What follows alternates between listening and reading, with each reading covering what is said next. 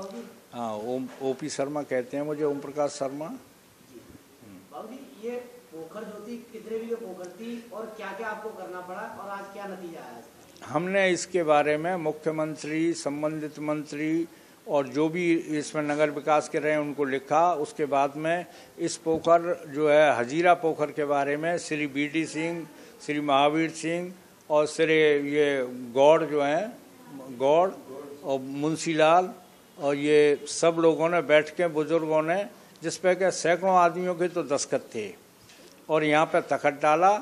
और इसमें गायत्री पैलेस वालों ने भी कहा कि हम साथ देंगे, मगर उन्होंने हमें धोखा दिया, चूँकि वो खुद ही इस पोखर में बनाए हुए हैं उसे। और इस पोखर के बराबर में जो करोड़ों रुपए का वो जो जगह घेर रखी है, जिसमें कि बालू, बदरपुर और ईंटों का ठेका लगा रखा है, ये भी सब उसी में कर रखा है, जो कि अगर इस पे पोखर में ही घेर रखा है। अब थोड़ा सा हिस्सा इसलिए बच गया है कि DM बॉब्डे, सावित्री वार्ष्णेय ने हमें ये लिख के आश्वासन दिया था 2004 में कि हम 15 दिन के अंदर आपकी समस्याओं को हल करेंगे।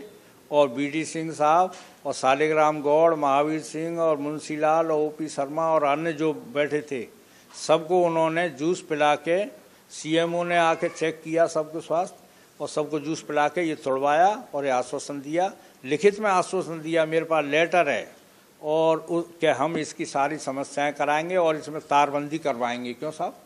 तारबंदी, तार कसी करवाएंगे, इसमें बाउंड्री कराएंगे। हाँ, बाउंड्री कराएंगे इसकी। मगर उसके बाद भी कुछ नहीं हुआ। इन लोगों ने क्या किया कि BD सिंह साहब और हमें तरह तरह की धौंस दी गई और हमारे ऊपर इन्होंने झूठे केस 307, 353 और 447 और बेटों को अलग लगाए, हम पे अलग लगाए कि अब ये केस में उलझ जाएंगे तो ये इधर लिखा पढ़ी नहीं करेंगे। जो लखनऊ और हाई कोर्ट और लखनऊ लेवल प्रधानमंत्री तक हमने लिखा पढ़ी की है। हमारी फाइलों को डीमक लग गई है, जो कि रिकॉर्ड वगैरह आज भी हमारे पास मौजूद हैं।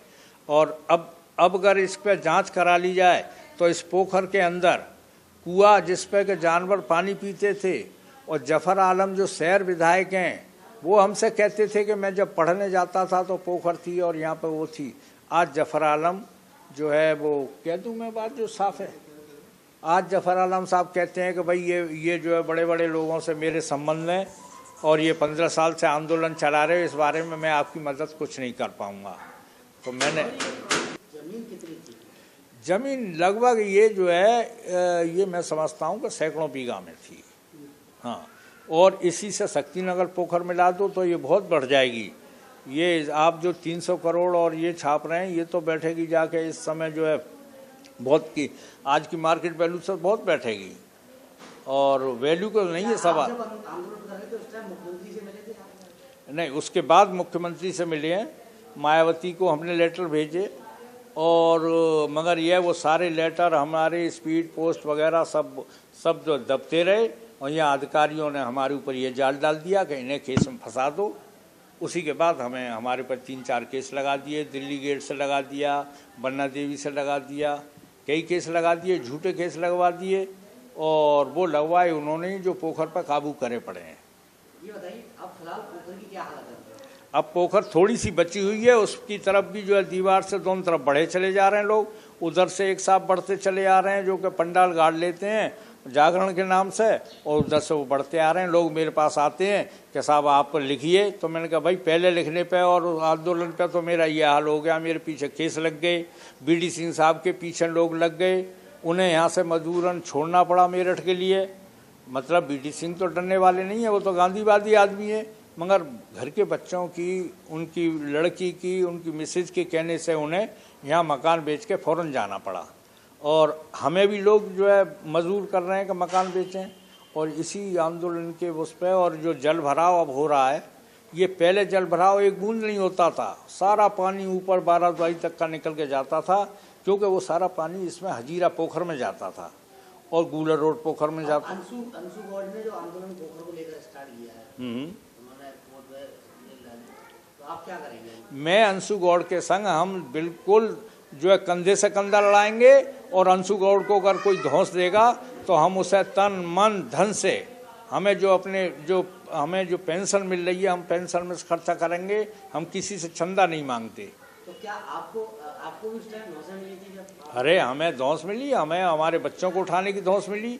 अभी जो हमने प्रदूषण और पॉल्यूशन पर जो अभी ये लिखा है कि ये फैक्ट्रियों को बंद कराइए, उस पर हमें धौंस मिल रही है कि उठवा लिया जाएगा बच्चों को। अच्छा, कब्जा जो इस टाइम पोखर पर किन लोगों का है? अब इन लोगों का कब्जा क्या, ये तो स्पष्ट है, सबको मालूम है कि गायत्री पैलेस में जो है वो है ही है। उसके बराबर में वो जो है वो बालू बदरपुर का पूरा क्षेत्र बना रखा है। जैसे कि आप नुमाइश मैदान में एक ठेका होता है करोड़ों रुपए का, यहाँ बगैर करोड़ों के ठेका जो है वो घेर रखा है। वो जो है सब एक बाउंड्री बना रखी है, वहाँ में सारा भर रखा है, उसमें ट्रक घुसते हैं, सारा वो होता है। और वो नाली भी चौक हो गई है, पर नाली की वजह से उन्होंने एक नाला हमारी तरफ निकलवा दिया है जो कि बिल्कुल नियम के विरुद्ध है।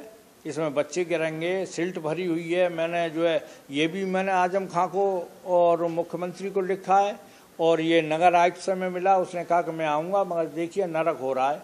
इस नाले की ज़रूरत ही नहीं थी, अगर ये पोखर है तो इस नाले की ज़रूरत नहीं थी, पानी बिल्कुल साफ़ निकल रहा था।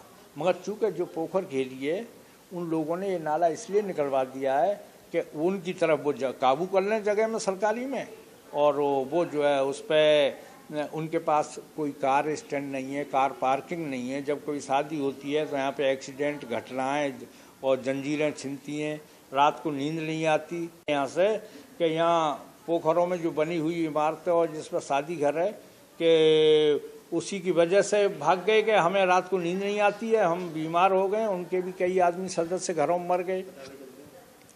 और अब जो है हम एक्चुअली हम भी ये सोच रहे हैं कि यहाँ किस तरह से रहें, मगर मजबूरी है। आपके समय में जब आंदोलन हुआ था उसमें से कितने लोग बचे, कितने लोग? हमारे में से 4 आदमी तो स्वर्ग से धार गए जो हमारे आंदोलन में बैठे थे।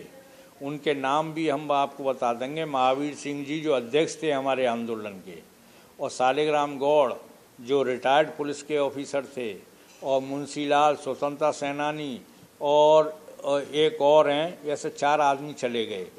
आंदोलन चलते चलते 4 लोगों की मौत हो गई, क्या आप उम्मीद रखते हैं? ये आंदोलन के उस पे डॉक्टरों ने उठाया, टेस्ट किया, मायना किया, और गाड़ी आई CMO की, तो उसके बाद वो उठा गए, आश्वासन दे गए, उसके बाद में डेथ हुई है उनकी।